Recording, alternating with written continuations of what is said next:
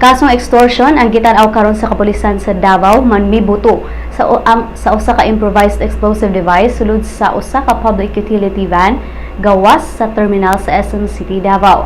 Ang bomba dito gibilin sa van nga gipanagian ni Gregorio Guerrero nga nakabase sa Davao City.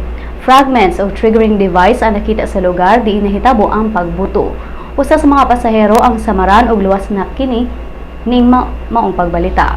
Si Davao City Police spokesperson Mil Grace Drez nagkanayon nga gitan-aw nila ang extortion isip motibo human giadmitir ang driver nga nakadawat sila og extortion demand sa mga grupo dito sa Pikit, North Cotabato. Gitan-aw sab nila ang personal grudge human sa issue sa illegal terminal sa Colorum Vans nga issue sa miaging semana.